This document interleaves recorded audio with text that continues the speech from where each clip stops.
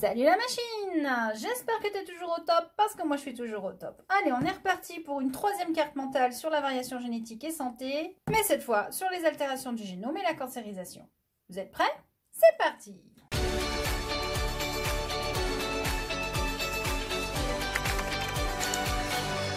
Altération du génome et cancérisation. Dans cette vidéo, à travers une carte mentale, nous allons aborder 4 grands thèmes. Nous verrons tout d'abord quels sont les mécanismes cellulaires à l'origine d'une cancérisation. Nous allons nous intéresser aux facteurs génétiques, aux facteurs environnementaux et voir comment est-ce qu'on peut lutter contre cette maladie.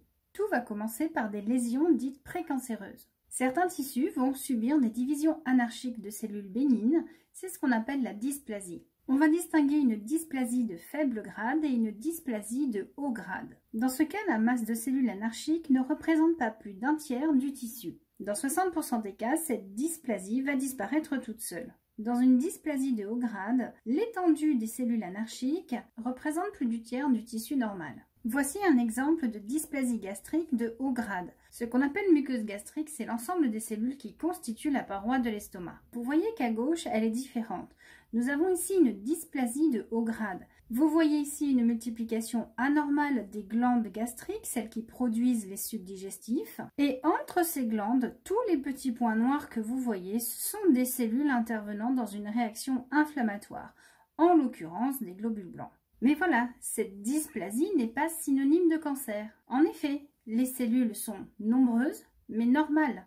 Il n'y a pas encore eu de mutation spontanée à l'origine d'un cancer. Beaucoup de personnes vivent avec des dysplasies et ne sont pas pour autant malades. On peut citer Gaten Matarazzo, que vous connaissez bien, qui a une dysplasie cléidocrânienne qui l'empêche d'avoir des dents de devant. Ce que vous voyez ici, c'est un appareil dentaire. L'absence de dents résulte du fait que son palais n'est pas formé normalement. Si au fur et à mesure des nombreuses divisions que vont subir ces cellules, des anomalies apparaissent et sont conservées, on peut atteindre le stade de cellules malignes. Ces cellules malignes, par rapport aux cellules bénignes, vont perdre l'inhibition de contact et vont pouvoir se diviser indéfiniment. Dans un tissu normal, non atteint par un cancer, les cellules sont en contact les unes avec les autres.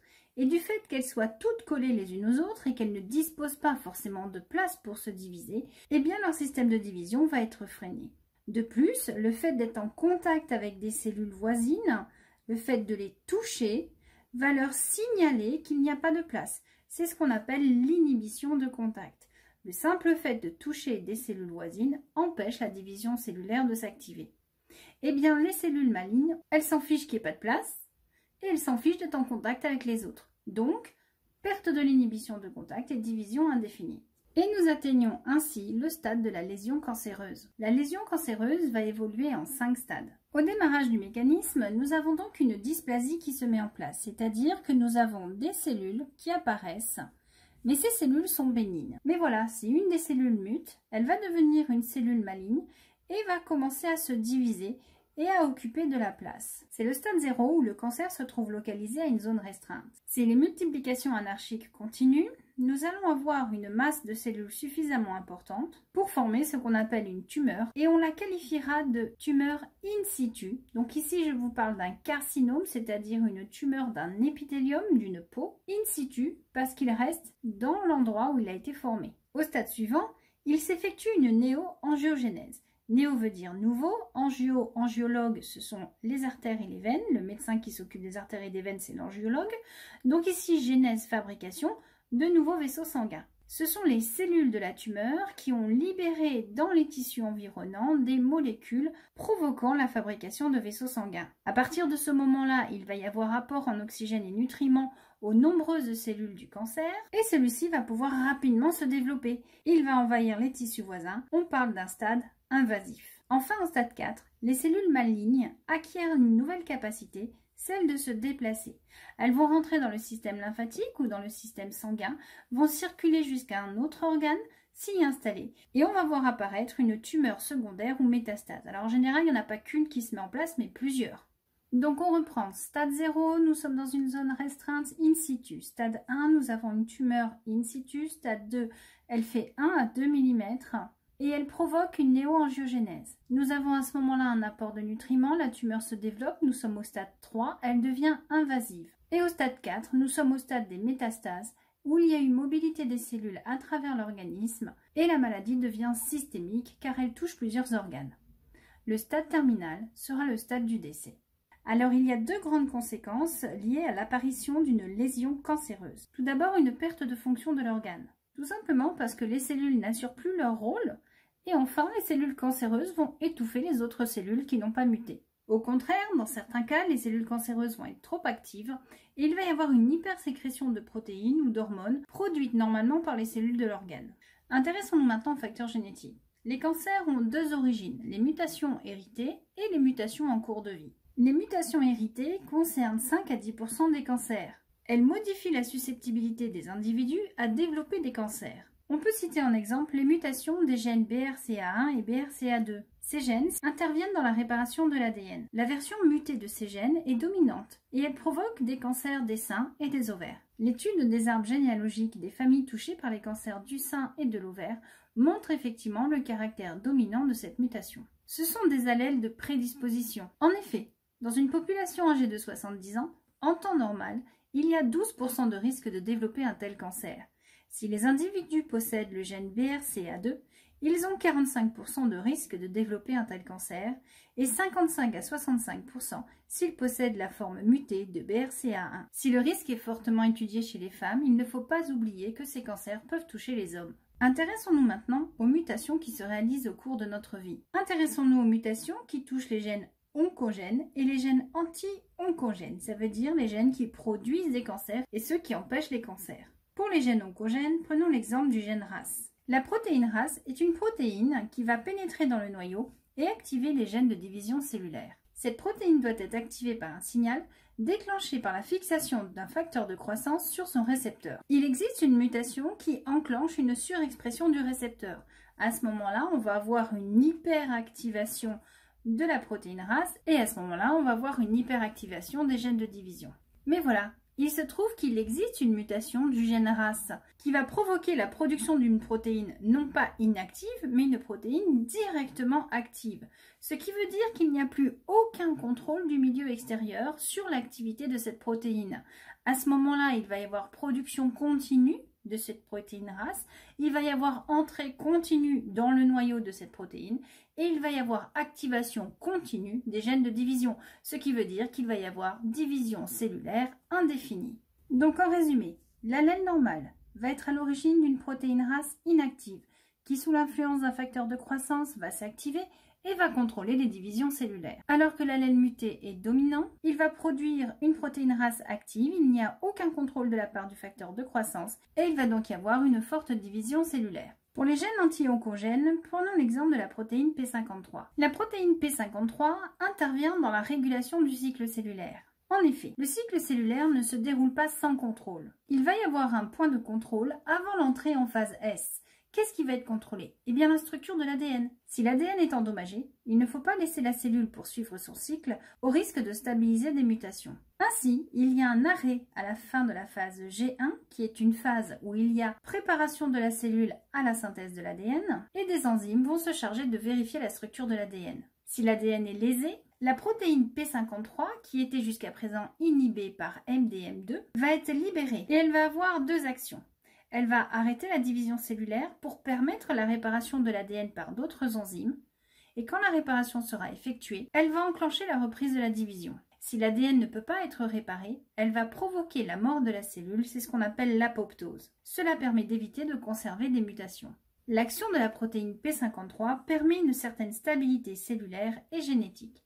Elle évite donc les cancers. Voilà pourquoi on l'appelle anti-oncogène. La protéine P53 est un facteur de transcription, c'est-à-dire qu'elle se fixe sur un promoteur d'un gène et permet à ce moment-là à l'ARN polymérase de se fixer pour lire le gène. S'il n'y a pas de facteur de transcription ou s'il y a un répresseur, l'ARN polymérase ne pourra pas se fixer. Quel est donc le rôle de la protéine P53 en tant que facteur de transcription? Eh bien c'est très simple. Au moment du contrôle de la structure de l'ADN à la fin de la phase G1, s'il y a une cassure des doubles brins d'ADN, une enzyme ATM est recrutée. Celle-ci va phosphoryler l'inhibiteur de la protéine P53 et permettra à celle-ci d'être libre. Elle va pouvoir se fixer sur un gène et activer la transcription de ce gène. Il va y avoir production d'une protéine qu'on appelle la P21 Et cette protéine P21 va aller se fixer sur une molécule appelée CDK2-cycline. Je vous rassure, c'est pas au programme, mais c'est juste pour comprendre comment ça marche. Et cette molécule CDK2-cycline va devenir inactive du fait de la fixation de P21. Or, quel est le rôle de cette CDK2-cycline? Eh bien, c'est elle qui permet d'entrer en phase S. Donc, vous comprenez bien que si le gène de la P53 est muté, la protéine P53 ne pourra pas se fixer sur son promoteur. Elle ne pourra donc pas initier la production de protéine 21. Il n'y aura donc pas d'inhibition de la CDK2-cycline et il n'y aura donc pas d'arrêt de la division cellulaire. Il y aura alors multiplication anarchique et cancer. Donc l'allèle normal est dominant. Il permet de produire une protéine P53 normale qui va bloquer le cycle cellulaire et permettre la réparation de l'ADN. Si l'ADN n'est pas réparable, la protéine P53 va déclencher l'apoptose, c'est-à-dire la mort de la cellule. En cas de mutation, l'allèle muté étant récessif, il faut donc 2 exemplaires de celui-ci pour que la protéine P53 apparaisse mutée. À ce moment-là, le cycle cellulaire ne sera pas bloqué. Il y aura des divisions cellulaires anarchiques de cellules qui contiennent des erreurs au niveau de leur ADN. Les mutations qui apparaissent au cours de la vie peuvent être spontanées ou induites, et à ce moment-là, elles le seront sous l'influence de facteurs environnementaux. Un des facteurs responsables de la cancérisation, c'est l'alimentation. Celle-ci est responsable de 30 à 40% des cancers. Si l'alimentation est tellement déséquilibrée qu'il y a une obésité qui se met en place, l'obésité va être responsable de 4% des cancers. Si l'indice de masse corporelle dépasse la valeur de 35, le risque est augmenté de 1/3. On peut citer également les agents mutagènes avec par exemple l'alcool, qui va être responsable d'un état inflammatoire permanent favorisant le cancer. On peut citer également le tabac, dont la fumée contient de nombreux produits toxiques, dont notamment le benzopyrène, qui altère l'ADN. Il provoque une désamination de la guanine, empêchant ainsi dans la structure de l'ADN que la guanine s'associe avec une cytosine, et il va y avoir association avec une adénine ou une thymine.